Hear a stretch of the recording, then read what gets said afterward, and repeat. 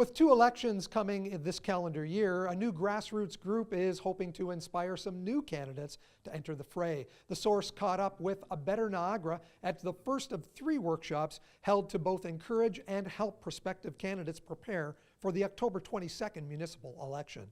It's a matter of, giving a good sense of what an actual campaign looks like, so that somebody can make a decision as to whether or not that can fit into their schedule. Running for council takes a lot of work. It's hours and hours and hours of your time. At the same time, there are a number of other critical communication outputs that you need to provide to voters, whether that be through social media, through paid media like the newspaper or radio or television. Former Regional Chair Debbie Zimmerman was a guest speaker at the session. She's also part of a group hoping to see more women enter politics. So we've been meeting pretty regularly. We worked with Brock University at a recent summit where we presented sort of the options and opportunities for women. And each of us have been encouraging women as well as trying to find women who are interested in running and really letting women know there's support out there if they do choose to run. And taking it from a very personal perspective, some of us who've been in politics or part of the organization are doing that. We're sharing our experience, just like tonight. We're trying to say to women, there are opportunities out there. The effects of a contentious 4 years at Regional Council haven't gone unnoticed by a couple of people with experience in the chambers. I got to say, since I left in 2014, my view is that it has been it's been a bit of a charade, and I think everybody would agree with that. And it's on its last legs, as I would say, and hopefully into October we're going to see more people step forward.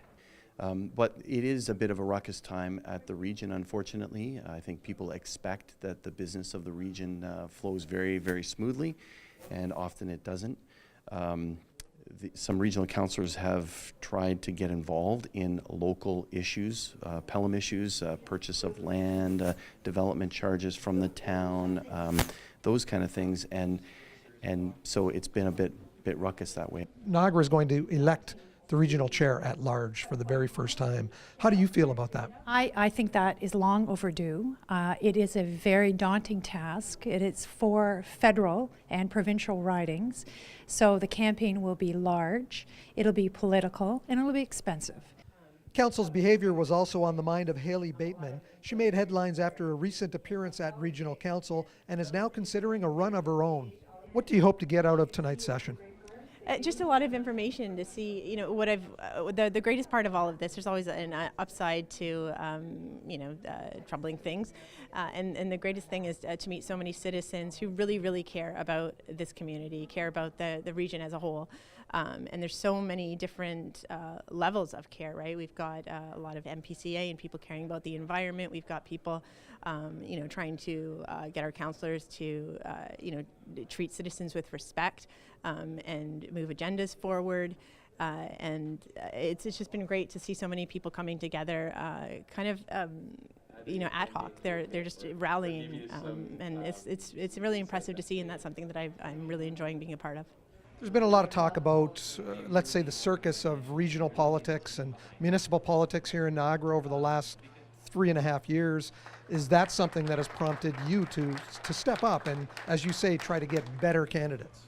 I think it definitely is. I also think that that's the reason why we've seen such an overwhelming response to these candidate sessions, why we see so many people saying, you know what, I'm not just dissatisfied with the governance, I'm dissatisfied to the point where I'm going to consider running myself. A Better Niagara's work doesn't end with these sessions. They plan on coming out with their own endorsements of candidates for all 12 municipalities and the region closer to the October 22nd election date. Reporting for The Source in St. Catharines, I'm Mike Balsom.